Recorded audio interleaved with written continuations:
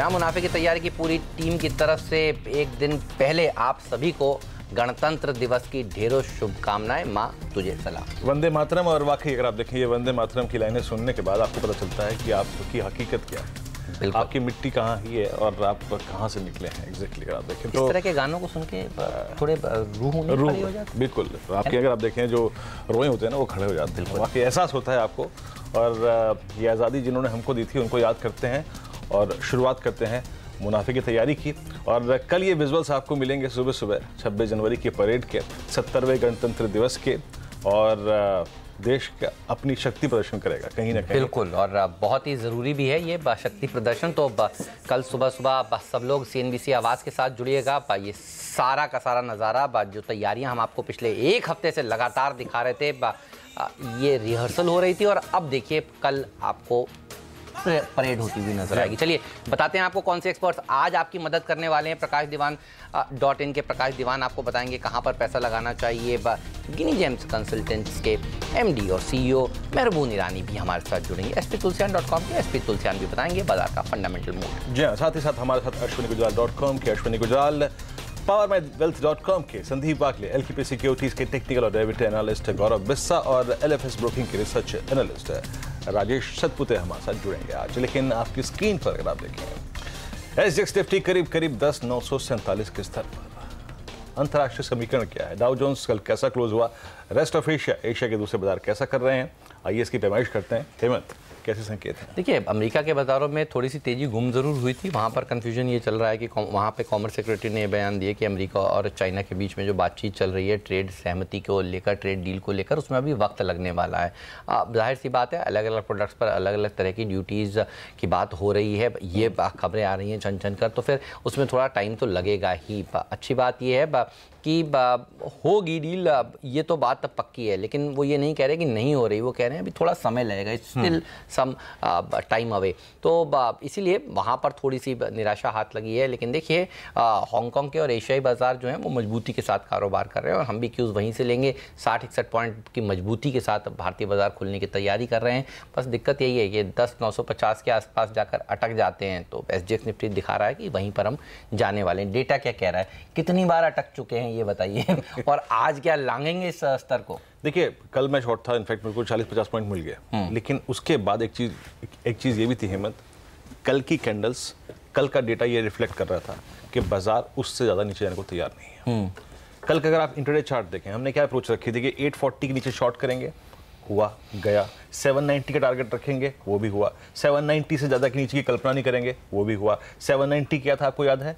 हमारा 50 डे मा। तो निफ्टी उसके नीचे जाने को तैयार नहीं था। और याद रखिए, निफ्टी से ज़्यादा कमज़ोर था निफ्टी बैंक, और उसने कहीं अच्छा प्रदर्शन किया निफ्टी बैंक की तुलना में, निफ्टी की तुलना में। क्यों? क्योंकि इसने अपने 50 डेमा को अप्रोच नहीं किया। इसका 50 डेमा था 27,000 के आसपास, ये पहले ही घूम गया और पहले ही इसने सपोर्ट ले लिया। और CNBC आवाज़ के अगर आप देखें, एक्सपायरी पुल के ठीक बीचों बीच जाके बंद हुआ। आज के लिए आंकड़े क्या है, आइए देखते हैं। ग्लोबल संकेत, जैसे कि हेमंत ने कहा, इनफैक्ट पूरा का पूरा अगर आप देखें वॉल स्ट्रीट का लेखा जोखा समझाया हमको। ग्लोबल संकेत गुड, शानदार। FIs के आंकड़े न्यूट्रल, समझाऊंगा क्यों। DIs बेहतर क्योंकि 390 करोड़ की बाइंग है, और टेक्निकल और FNO सेटअप न्यूट्रल, लेकिन ये शानदार हो सकता है किन हालात में, समझाऊंगा मैं आपको। आइए FIs के आंकड़ों पर। इंडेक्स फ्यूचर्स में कैश मार्केट में लगभग 390 करोड़ की अगर आप देखें तो ये 95 करोड़ की यहाँ पर बिकवाली थी इनकी, और DIs ने इसके उलट लगभग 390 करोड़ की बाइंग करी। यानी कुल मिला के बाजार में 300 करोड़ रुपए का कैश था, और वो बाजार को नीचे से पुल बैक देने का एक मौका दे रहा था। नेट FIs की 1037 करोड़ रुपए की बाइंग थी डेरिवेटिव्स में। हालांकि इंडेक्स फ्यूचर्स में याद रखिए वो अपनी लॉन्ग्स को थोड़ा सा काट के गए और थोड़ी सी अगर आप देखें शॉर्ट बना के गए। 510 करोड़ की बिकवाली थी, इसीलिए इंडेक्स ऑप्शन में थोड़ी सी उन्होंने कॉल लॉन्ग काट ली। जैसे ही पुल बैक मिला उनको तो उन्होंने थोड़ी सी लॉन्ग काट ली। और एक और चीज़, उन्होंने थोड़ी सी जो पुट लॉन्ग थी वो भी काटी। यानी पुट लॉन्ग काटने का मतलब याद रखिए क्या होता है। मैंने एक पुट ली थी इस घबराहट में या फिर इस सोच के साथ कि बाजार नीचे आएगा, बाजार जैसे ही आया नीचे, मैंने वो पुट लॉन्ग काट ली। इसका मतलब ये है कि मेरा शायद एक डाउन साइड टारगेट पूरा हो गया, या फिर मैं ये सोचता हूं कि इससे ज़्यादा गिरावट फिलहाल नहीं आएगी। तो ये आंकड़ा अच्छा है। और स्टॉक फ्यूचर्स में याद रखिएगा FIs काम बड़ा अच्छा कर रहे हैं। कल करीब करीब 17,747 कॉन्ट्रैक्ट्स लॉन्ग साइड पे, यानी एफआईएस के आंकड़े अगर आप कैश और डेरिवेटिव से कंबाइन करके देखें तो इसीलिए मैं कह रहा हूं न्यूट्रल, क्योंकि कैश पे भले ही सेलिंग हो लेकिन वो कम है, डेरिवेटिव्स में बाइंग, स्टॉक फ्यूचर्स में अच्छी है और इंडेक्स ऑप्शन के आंकड़े उनके अच्छे हैं। अब आइए निफ्टी पे आपकी अप्रोच क्या होनी चाहिए। याद रखिए ऑप्शंस के आंकड़ों के मुताबिक, जरा प्लीज कॉल ऑप्शंस पे आइए, एग्जैक्टली कॉल ऑप्शंस क्या कह रहे हैं। ये तो खैर चार्ट आ गया, अब ऑप्शंस को देखते हैं। देखिए कॉल्स में क्या क्या हुआ। कॉल्स आपकी स्क्रीन पर बहुत बड़ा डेवलपमेंट नहीं था, लेकिन 11,100 का कॉल राइटर फिर बैकफुट पे था, लेकिन बहुत कुछ संकेत के तौर पे यहाँ पे नहीं है कॉल ऑप्शन के आंकड़ों से। पुट्स में क्या हुआ, पुट्स में ये अच्छी बात हुई कि अगर आप थोड़ी दूर की पुट्स को देखें, जैसे 10,800 की पुट, यहाँ पे करीब 4 लाख शेयर जुड़े। 10,700 10,600 की पुट में कोई राइटिंग नहीं थी, लेकिन 10,800 की पुट में 4 लाख शेयर का जुड़ना ये इंडिकेट कर रहा था कि बॉस 10,790 10,800 जो कि 50 डेमा भी है, उस पर बाजार का बहुत अच्छा सपोर्ट है और पुट राइटर वहाँ पे कंफर्टेबल था। यानी हमारी अप्रोच क्या होनी चाहिए। याद रखिए कल डाउनसाइड टारगेट पूरे हो गए, अच्छी खासी अगर आप देखें क्लोजिंग हुई लोअर लेवल से, एक 40-50 पॉइंट के ट्रेड को तलाशिएगा लॉन्ग साइड पे। और याद रखिए कल के इस बिहेवियर के बाद, इंडेक्स के इस बिहेवियर के बाद, ये बहुत अच्छा संकेत इंडेक्स ने दिया है कि बॉस मेरा एक बहुत स्ट्रॉन्ग सपोर्ट आता है 790 800 810 820 830 की रेंज में। इस रेंज में आए तो लॉन्ग करिए, यानी एक गैप अप ओपनिंग के बाद या फिर एटलीस्ट अगर आप देखें एक स्टेबल ओपनिंग भी होती है तो एक लॉन्ग ट्रेड की पॉसिबिलिटी तलाशिएगा, लेकिन ज़्यादा नहीं, 40 से 50 से 60 पॉइंट, क्योंकि अगेन 1960 से लेकर 1970 के जोन में जाकर एक प्रॉफिट बुकिंग का जोन है और मेरे पास अभी कोई मैक्रो डेवलपमेंट ऐसा नहीं है जिसके सहारे मैं इसकी कल्पना करूं। अच्छा, अब आते हैं निफ्टी बैंक पर। याद रखिए निफ्टी बैंक एज पर जो हमारा पोल था उसके मुताबिक क्लोज हुआ, लेकिन यहां से आगे क्या। निफ्टी बैंक चार्टिकली कमजोर है, अभी भी अपने सारे एवरेजेस के नीचे है। 27,500 पे बहुत बड़ा कॉल राइटर खड़ा हुआ है, 8,86,000 का आउटस्टैंडिंग हुआ है, कल भी 2.25 लाख शेयर जुड़े। पुट्स पे आइए, बहुत स्ट्रॉन्ग पुट राइटिंग नहीं थी, इसीलिए पुट्स के आधार पे मैं नहीं कह सकता कि इसका बेस बन गया। इसका 50 डे में अभी भी काफ़ी दूर है, 27,000 के आसपास है। तो याद रखिए निफ्टी बैंक को हमें टेक्निकली अप्रोच करना पड़ेगा। और मैं एक आंकड़ा देता हूँ, 27,330 के अगर ये ऊपर निकले, 27,330 के ऊपर ये निकले तो एक लॉन्ग ट्रेड तलाशिएगा, लेकिन ज़्यादा नहीं, 27,550, क्योंकि ऑलरेडी येस बैंक एक मूव दे चुका है। आज हमें देखना पड़ेगा कि आईसीआईसीआई बैंक क्या करता है। एक बुरी खबर कल इससे जुड़ गई थी, हालांकि उसके बाद भी बहुत नहीं गिरा, लेकिन 27,330 के ऊपर एक 150-200 पॉइंट के स्विंग को तलाशिएगा, लेकिन शॉर्ट की शायद गुंजाइश आपको ये इंडेक्स ना दे। हेमंत, ठीक बात है, तो नज़र रहेगी निफ्टी बैंक निफ्टी, और मेरी नज़र रहने वाली है एलएनटी और मारुति पर। देखिए आजकल नतीजे जो हैं वो बाजार को एक दिशा देने का काम करते हैं। आपने देखा येस बैंक की वजह से कल किस तरह की तेजी बनी बैंक निफ्टी में, और उसके चलते फिर निफ्टी में भी। कल सेकंड हाफ का पूरा अगर आपको श्रेय किसी एक स्टॉक को देना है तो आप आराम से येस बैंक को दे सकते हैं। आरआईएल तो मजबूत था ही, और आरआईएल भी देखिए नतीजों की वजह से ही मजबूत हुआ है। नतीजों से पहले जो होप जगी और नतीजों के बाद क्या नंबर्स आए, तो नंबर सबसे महत्वपूर्ण है। सीएनबीसी आवाज़ आपको लगातार बता रहा है नंबर्स कैसे कंपनियों के अच्छे आ सकते हैं, कौन सी कंपनियां निराश कर सकती हैं। आज एलएनटी और मारुति मूड बनाने बिगाड़ने का काम सेकेंड हाफ में कर सकता है, तो इन दो स्टॉक्स के ऊपर नजर आपकी साफ तौर पर होनी चाहिए। वागले साहब हमारे साथ जुड़ चुके हैं। वागले साहब, गुड मॉर्निंग टू यू, बताइए व्यू क्या है बाजार पर आपका। Good morning Hemant, good morning Viren. आज जय हिंद बोलिए। जय हिंद। 100 पॉइंट का दायरा है, मेरा व्यू न्यूट्रल है। ना पॉजिटिव है ना निगेटिव है। 10,800 10,900 27,100 27,400 ये निफ्टी बैंक की रेंज है। 300 पॉइंट का दायरा है। स्टॉक स्पेसिफिक आई थिंक दोनों साइड के मूव्स मिलेंगे। पेज इंडस्ट्रीज बाय है, जो आपने बॉटम पे पकड़ा था, अभी एक एक्सटेंडेड मूव की शुरुआत है। डेली पैटर्न बढ़िया, आपने शायद आई थिंक 2 या 3 दिन पहले सबसे पहले आइडेंटिफाई किया था, बेस्ट कॉल थी। वहां से कुछ 400 रुपए की मूव तो आई गई है। 2150 पर डील हुई। हमने कहा कि क्यों चिंता कर रहे हैं, नालंदा ने बेचा है ना 21,000 खरीद, सर सॉरी 2100 बोला, 21,000 माफ कीजिएगा, 21,000 के आस 50-500 के आसपास कुछ ऐसा भाव था, लेकिन बढ़िया रैली दिखाई सर। हाँ, तो अभी जो मूव आई उससे और उतनी मूव आगे मैं एक्सपेक्ट कर रहा हूँ। ये 2 से 3 दिन में 23,800 की मैं बात करूंगा। टीवीएस मोटर्स एक स्टॉक है जो आई थिंक 2-3 दिन पहले रिजल्ट आया, फिर ऊपर गया, और ये मेरा बेसिक व्यू इस पे नेगेटिव ही था। ऊपर गया था तभी थोड़ा सा मतलब कंफ्यूजन था कि इतना ऊपर कैसे गया, लेकिन वापस कल उसने अपने ओरिजिनल कलर्स दिखा दिए और मेरे लिए फ्रेश ब्रेकडाउन है। 531 का स्टॉप लॉस, 504 का टारगेट, 1 से 2 दिन से बेच के चले इसको। ओके, टीवीएस आपका माइनस है, पेज इंडस्ट्रीज आपका प्लस है। यहाँ पर प्रकाश दीवान भी हमारे साथ जुड़े हैं और आज 8:03 पे ही प्रकाश हमारे साथ जुड़ चुके हैं। प्रकाश, गुड मॉर्निंग, कार्यक्रम में स्वागत है और एक दिन पहले ही गणतंत्र दिवस की शुभकामनाएं आपको। और ये बताइए आज का आपका व्यू क्या है मार्केट और आपके ट्रेडिंग पोर्टफोलियो में क्या है आज? देखिए वीरेंद्र, मार्केट का व्यू तो जैसे आपने कल भी बात की, स्टॉक स्पेसिफिक है, वॉलेटिलिटी रहेगी, लेकिन कोई इंटरेस्ट इस टाइप का मोटा है नहीं। तो रिजल्ट्स और न्यूज़ को लेके ज़्यादा वो है। अब गणतंत्र दिवस आ रहा है तो थोड़ा बहुत उससे माहौल जो है वापस देशभक्ति का थोड़ा बिल्डअप आप आई एम श्योर होगा। बट अगले हफ्ते से एक्सपायरी और बजट की तरफ, वोट ऑन अकाउंट की तरफ फोकस इतना बढ़ जाएगा कि आप शायद हो सकता है रिजल्ट्स को भी थोड़ा इग्नोर करने लगे। सो स्टॉक स्पेसिफिक रहेगा, ट्रेडिंग के मौके रहेंगे, निवेश के मौके मेरे ख्याल से कुछ दिन के लिए रुक जाए, उसके बाद कमिट करिए और आगे के प्रोग्राम में बताएंगे। जो चीज़ मुझे रिजल्ट्स में भी अच्छी लगी उनमें से काफ़ी जगह अपॉर्चुनिटीज़ रहेंगी ट्रेडिंग की और बाइंग की, तो उसको भी डिस्कस हम लोग कर पाएंगे। आपने एक बात कही कि थोड़ा रुक जाइए, क्या आपको लगता है बजट एक पॉपुलिस्ट बजट होगा इसीलिए रुक जाना चाहिए? सरकार का फोकस सोशल स्कीम्स पर ज़्यादा होगा, फिस्कल डेफिसिट पर कम होगा और बड़ा कर्ज माफ़ी की खबरें भी हैं बाज़ार में और कुछ लोग कह रहे हैं कि कर्ज माफ़ी के बजाय अगर किसानों के खाते में सीधे पैसे आ जाएं तो उसको बाज़ार थोड़ा पॉजिटिवली देखेगा। क्या इसीलिए आप कह रहे हैं कि नए निवेश से पहले थोड़ा रुक जाना चाहिए? बिल्कुल है। देखिए दो चीज़ है इसमें और आपने ये बहुत अच्छी तरह कवर किया, लक्ष्मण ने भी इनपुट्स जो दिए दिल्ली से, उसमें एक चीज़ साफ जाहिर ये होती है कि जो कीमतें बढ़ा के या लोन वेवर को कर्ज माफ़ी करके जो किसानों को फ़ायदा करने की बात हुई, उसमें आपकी बैलेंस शीट पे बहुत बड़ी आंच आएगी, बहुत बड़ी क्षति हो सकती है। लेकिन अगर आप इनकम किसानों की बढ़ा रहे हैं तो उससे कंजम्पशन का भी आपका थीम जो है वो बरकरार रहता है और जो डिस्ट्रेस है, जो रूरल डिस्ट्रेस है आज, उसको आप ओवरकम कर सकते हैं, जो सबसे बड़ा पॉलिटिकल मुद्दा भी है। सो एम्प्लॉयमेंट जनरेशन, रूरल डिस्ट्रेस जो है, एग्री रूरल डिस्ट्रेस जो है, more income in the hands of farmers, ये जो चीजें हैं मुझे लगता है कि वो पॉजिटिवली इंपैक्ट करेंगी और बैलेंस शीट पे जो नेगेटिविटी है वो उसमें काफी कम रहती है। आपने एमएसपी बढ़ा दिया, कर्ज माफ कर दिया, तो ये तो बहुत ही आगे चल के खराब इससे कल्चर क्रिएट हो जाता है।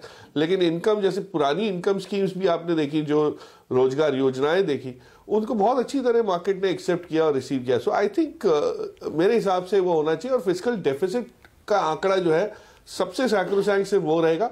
अगर वो 0.3, 0.25 के बीच में रहता है तो मुझे लगता है मार्केट इसको बहुत अच्छी तरह एक्सेप्ट करेगा और आगे चल जाएगा। बिल्कुल। देखिए किसानों को पैसा अब मिले, उनको राहत देनी ही चाहिए, सोशल स्कीम्स के ऊपर फोकस होना ही चाहिए, एम्प्लॉयमेंट गारंटी स्कीम्स के ऊपर फोकस होना ही चाहिए, एसएमईज को लाभ मिलने चाहिए, शेयर बाजार के लोगों को भी लाभ मिलने चाहिए। सीएनबीसी आवाज़ का तो नारा यही है। पीयूष गोयल साहब अंतरिम बजट पेश करने वाले हैं, जी हाँ, और हम कल से कह रहे हैं, बल्कि इस पूरे हफ्ते सीएनबीसी आवाज़ की यही मुहिम थी कि देखिए टैक्स तो घटाओ ही, मिडिल क्लास के लोगों को फ़ायदा दो ही, लेकिन शेयर बाजार के लोगों को भी एक फ़ायदा मिलना चाहिए, long term capital gains tax को हटा देना चाहिए। तो पीयूष गोयल साहब उम्मीद है सुन रहे हैं, उनकी टीम ये सुन रही है, ज़रूर ये राहत तो शेयर बाजार के लोगों को कम से कम और एलटीसीजी हटाओ और शायद 1 साल बाद अगर ये मनोकामना और इच्छा बाजार की पूरी हो जाए तो वो जो ड्रीम ब्रेकआउट है 11,000 का और जिस मैक्रो इवेंट या फिर एक मैक्रो डेवलपमेंट की आप बात कर रहे हैं, वो शायद यही हो सकता है। एलटीसीजी हटाओ, ये मुहिम सीएनबीसी आवाज़ की जारी है। लेकिन अब रुक करते हैं यहाँ से खबरों वाले शेयर, स्टॉक्स एंड न्यूज़ के बारे में। नीरज जी हमारे साथ हैं। नीरज जी बताइए कौन कौन से शेयरों पर कौन कौन सी खबरें हैं आज?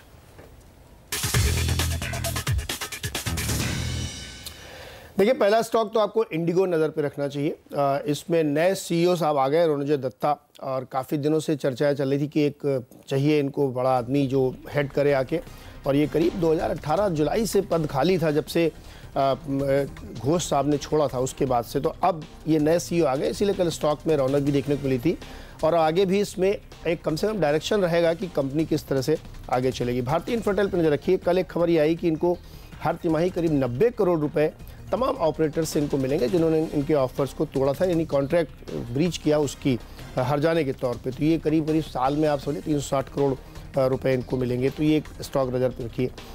बालाजी टेली पर नज़र रखिए, इसमें एक ड्यूक एंडोमेंट कंपनी ने करीब 1.28% हिस्सेदारी खरीदी है 80 रुपये के भाव पर। तो ये स्टॉक भी रडार पर रहेगा। टाटा मोटर्स एक बार फिर से आपकी नज़र में रहना चाहिए। इस बार ख़राब खबर है, इन्होंने अपने ब्रेग्जिट की वजह से अप्रैल में 1 हफ्ते के लिए प्लांट शटडाउन का फैसला किया है और इसमें 3 प्लांट इनके यूके के हैं जो बंद रहेंगे और इसका असर इनके इंजन प्लांट पर भी पड़ेगा।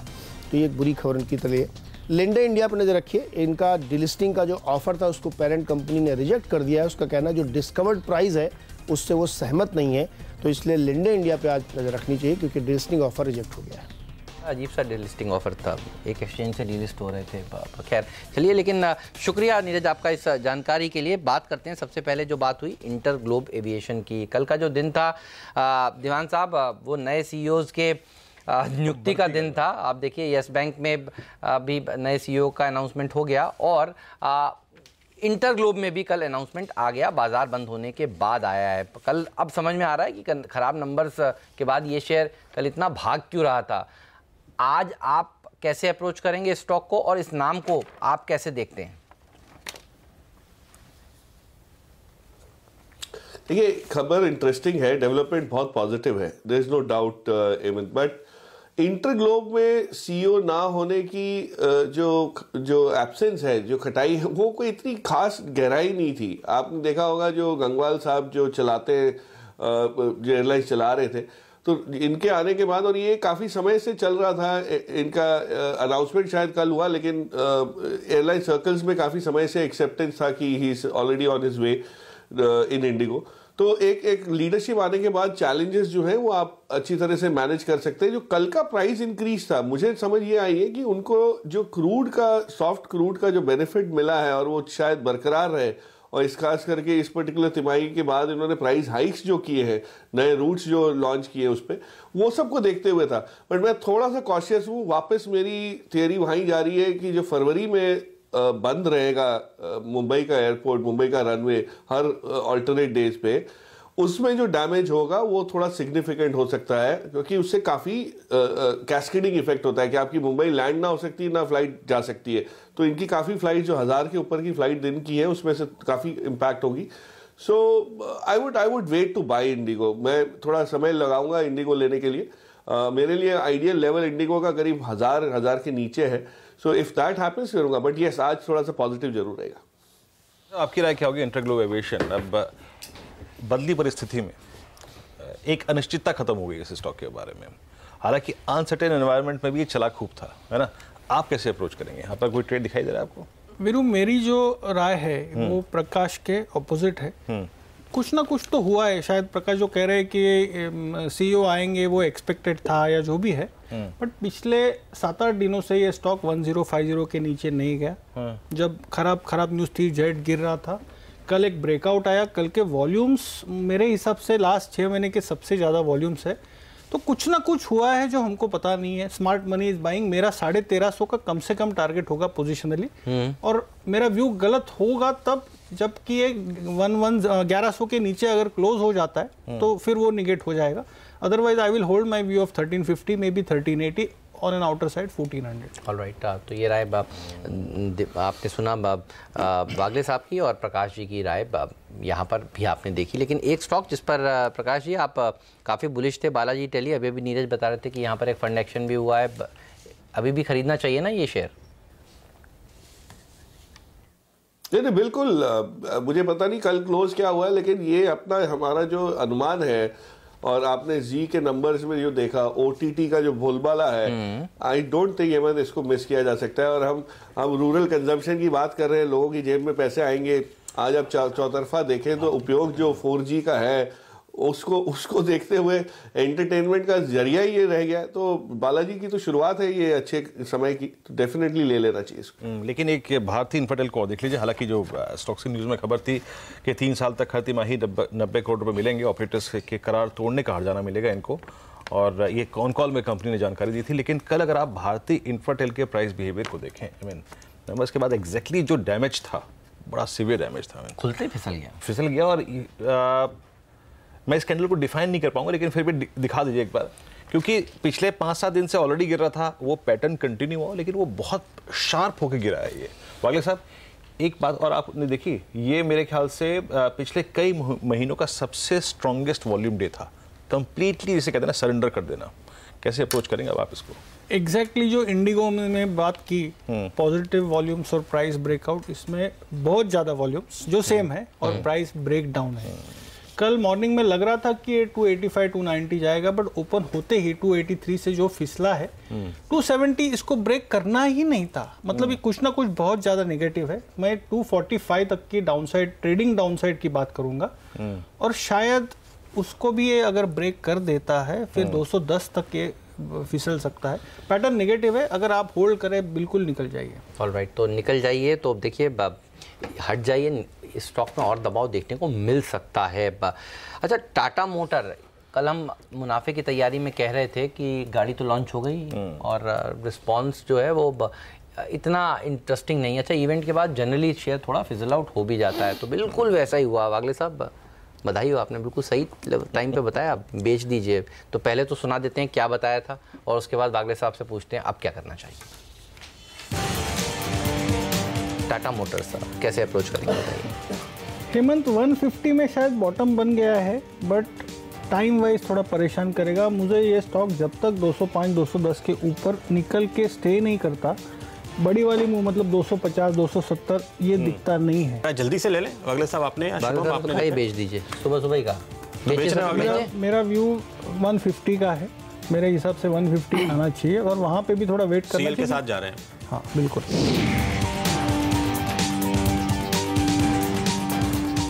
चाहिए। और इसमें एक और शेयर जोड़ लेते हैं, टाटा एलेक्सी। इस पर भी यही राय थी कि इसको भी सुबह सुबह बेच ही देना चाहिए। Tata motor DVR, Tata motor Elxsi, एक गाड़ी ने इतना सर प्राइस डैमेज कर दिया, ये बताइए अब क्या करना चाहिए तीनों में?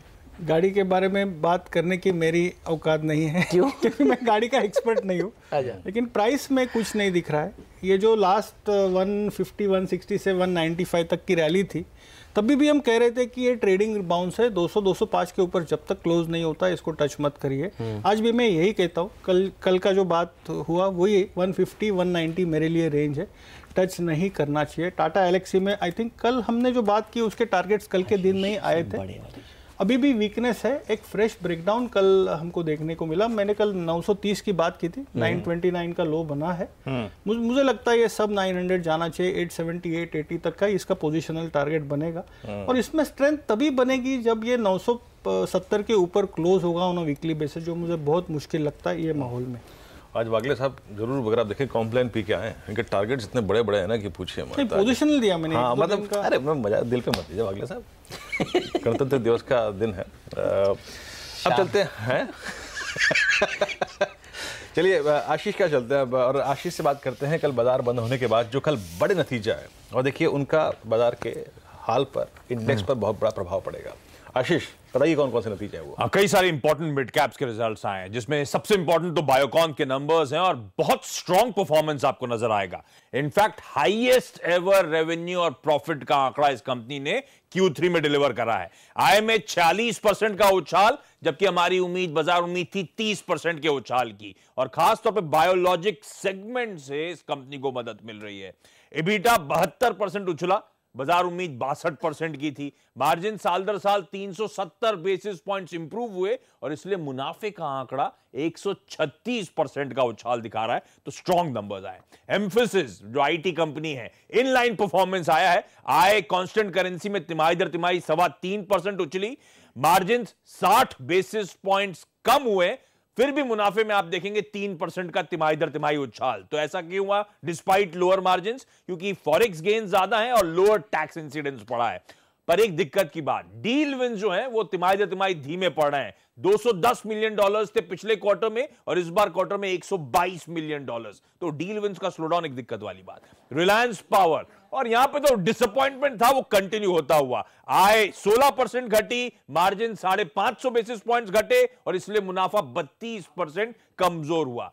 PNB housing finance. अच्छा, इसके नंबर्स अच्छे लग रहे हैं। आय में 47% का उछाल है, लोन ग्रोथ अभी भी 38% का साल दर साल उछाल दिखा रही है, जबकि इस कंपनी के यील्ड्स में उछाल आया है। एनआईएम्स ध्यान रखें 60-65 बेसिस पॉइंट तिमाही दर तिमाही सुधर गए। तो इतनी सॉलिड नंबर्स, इतने सॉलिड परफॉर्मेंस आया है। पर एक बात ध्यान रखें, पीएनबी को इस फाइनेंशियल ईयर में पीएनबी हाउसिंग फाइनेंस में अपना स्टेक बेचना है अपने आप को कैपिटलाइज करने के लिए, तो उससे पहले ही इस तरह के स्ट्रॉन्ग नंबर्स आ रहे हैं। तो इसीलिए मैंने हाईलाइट करा। मुनाफे का आंकड़ा स्ट्रीट की उम्मीद 250 करोड़ रुपए की थी, 300 करोड़ रुपए के पार जाता हुआ नजर आया। तो पीएनबी हाउसिंग फाइनेंस के नंबर्स तो वाकई स्ट्रॉन्ग है।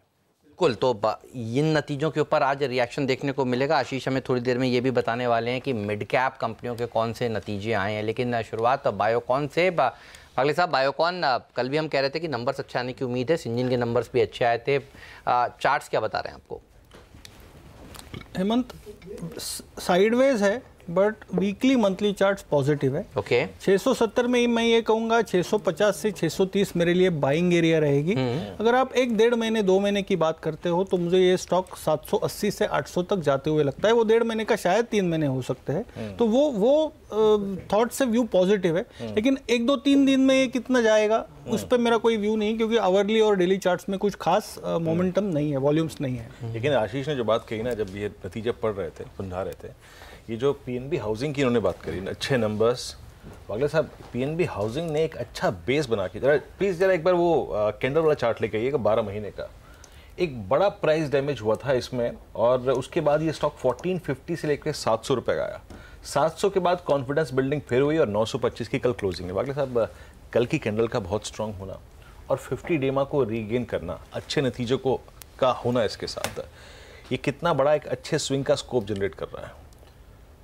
वीरू, आप जो कह रहे हैं वो सही है। मैं उसमें एक और चीज़ ऐड करना चाहता हूँ कि कल के वॉल्यूम्स भी एक्सेप्शनली हाई थे। अब देखिए, मतलब पिछले 15 दिनों में या 1 महीने में one of the highest volumes day होगा। और जो प्राइस कल मल्टीपल 910 के रेजिस्टेंस को निकाला है, मैं मानता हूँ कि ये 960-970 तक ये मूव एक्सटेंड हो सकती है। बट मच बियॉन्ड दैट, मतलब 20%, 1100-1120 जो बड़ी मूव हम मानेंगे, उतनी स्ट्रेंथ मुझे नहीं दिखती है फिलहाल। अच्छा, आपने कैसे रीड किया दीवान साहब पीएनबी के नतीजों को, और एम्फेसिस और बायोकॉन के ऊपर भी अपनी टिप्पणी करी है? तो पीएनबी में मैंने सुना आशीष ने जो कहा, आय की जो बढ़त है बहुत काबिले तारीफ दिख रही है, पर वहाँ पे एक एलिमेंट हेमंत है जो असाइनमेंट का है, जो ये दूसरे बैंक से जो लोन लेते हैं और उसको इनको जो असाइन होते हैं उसका भी समावेश इसमें रहता है। तो उस वजह से वो है इंक्रीमेंटल ग्रोथ इनकी देखो तो थोड़ा सा कॉस्ट ऑफ फंड्स की वजह से कम मार्जिन पे हो रही है। तो ये चिंता जो हाउसिंग फाइनेंस कंपनीज को, इनको भी लगी, जो पिछली तिमाही में सभी के साथ रही है। तो मुझे बहुत इसमें नहीं दिख रहा कि इन नंबर्स के बलबूते और इसमें कोई फ्रेश बाइंग आएगी। हाँ, ये है कि वो जो स्टेक बिकाऊ है उस वजह से थोड़ा सा इसमें हलचल ज़्यादा होती है, but otherwise from a housing company finance business ठीक ठाक वैल्यूएशन के हिसाब से चल रहा है। बायोकॉन पे तो मतलब टिप्पणी क्या दे, वो तो हमेशा एक एवरग्रीन स्टॉक रहा है और इसमें इसी टाइप के आपको इनकम आती हुई दिखेगी जो मतलब धड़के से आएगी। कभी आ गई, 3 क्वार्टर नहीं आई, फिर चौथे क्वार्टर में आ गई, तो ये थोड़ा सा लंपी रेवेन्यू वाला मॉडल है इसका। But I think you should have it in the portfolio. गिरावट के दिन जो चीज़ें लोग पूछते हैं क्या ले, तो इसको आप अपनी सूची में लगा के रख सकते हैं। एम्फेसिस के नंबर्स अच्छे हैं क्योंकि फाइनली इन्होंने अपना जो पी पेरेंटेज का उपयोग किया और जिस टाइप की डील्स सारी जो जीते हैं, जो हासिल की है इन्होंने नए कॉन्ट्रैक्ट्स, उसका असर आपको दिख रहा है। 2 छोटी कंपनी और हैं जो आपके टिकर पे फ्लैश होती हुई मैंने देखी थी कुछ समय पहले। एक है जिंदाल 100, बहुत बढ़िया नंबर्स आए, और ये आप भी इस पे काफ़ी रुचि रखते हैं इस पर्टिकुलर सेगमेंट पे। तो इस टाइप की जो बिजनेसेस हैं, जो साइलेंट बिजनेसेस जिसको हम कहते हैं, जो आप कंज्यूमर की तरह यूज़ नहीं करते, लेकिन वहाँ इंप्रूवमेंट बहुत ज़्यादा है। और वो एक अर्निंग सीजन की एक खासियत इस बार दिख रही है कि कुछ पॉजिटिविटी भी आती हुई बहुत समय बाद नजर आ रही है। और ये नीरज का मिस्टर डिपेंडेबल खिलाड़ी भी था। ये बेहतरीन स्टॉक है, बढ़िया शेयर प्रदर्शन दिखा रहा है। और 100 पाइप का कारोबार में कंपनी है। चलिए, अब थोड़ा सा मिड कैप की बात छिड़ी गई है तो छोटे नतीजों पे थोड़ा सा फोकस कर लेते हैं। आशीष, कुछ छोटे नतीजे जो कि सरप्राइज एलिमेंट थे? अरे ढेरों नंबर्स आए और क्विक फायर बताऊंगा, जैसे प्रकाश कहते हैं उन्होंने टिकर पे देखा है, तो ऐसा कुछ मिस आउट नहीं होगा, ध्यान रखें आप। फाइजर पहली कंपनी, नंबर स्ट्रॉन्ग, आय में 12% उछाल, मार्जिन 400 बेसिस पॉइंट सुधरे, इसलिए मुनाफा 51% ऊपर। नेल्को हेल्दी परफॉर्मेंस इस कंपनी से, और खासतौर पे कच्चे माल की लागत जो कम हो रही है उसका फायदा है। आय में 21% का उछाल और मुनाफा 33% बढ़ा। इकरा सबड्यूड सेट करना चाहिए, कमजोर परफॉर्मेंस। आय 2% बढ़ी महज और मुनाफा फ्लैट है इस कंपनी का। जिंदल सौ, जिसकी बात प्रकाश कर रहे थे, ऑपरेशनली वाकई स्ट्रॉन्ग परफॉर्मेंस है। आय में 11% का उछाल, मार्जिन 12% से सुधर के 13.5% पे पहुंचते हुए, और इसीलिए मुनाफा 56% का उछाल दिखा रहा है। सिंटेक्स इंडस्ट्रीज, कई लोग बहुत रिटेल में तो क्लोजली ट्रैक करते हैं, ग्रोथ नदारत है। आय 1% गिरी साल दर साल, पर मुनाफा 22% उछला। क्वेस्ट कॉर्प, आय में, ये तिमाही दर तिमाही नंबर्स कंपैरिजन है, आय में 4% का उछाल और मुनाफा 5.5% इंप्रूव हुआ है। कोकोयो कैमलिन कमजोर परफॉर्मेंस, आय सिर्फ 3% बढ़ी और मुनाफा 77% गिरा है। भारत बिजली, ग्रोथ के चैलेंजेस यहां पे भी नजर आएंगे। आय 1.5% साल दर साल कमजोर, मुनाफे में 35% का उछाल। और हडसन एग्रो, इनलाइन मोमेंटम है इस कंपनी का, आय 14% और मुनाफा 23% इंप्रूव होता हुआ। राइट, तो ये तमाम मिड कैप छोटे स्टॉक्स हैं जिन्होंने अपने तिमाही नतीजे कल बाजार बंद होने के बाद पेश किए। इन सब के ऊपर आज हम रिएक्शन देने वाले हैं। शुक्रिया आशीष आपका इस जानकारी के लिए। वरुण हमारे साथ जुड़े हुए हैं। वरुण आपको बताएंगे ब्रोकरेज हाउस के रडार पर कौन से स्टॉक्स हैं। गौरव बिस्सा से भी बात करेंगे।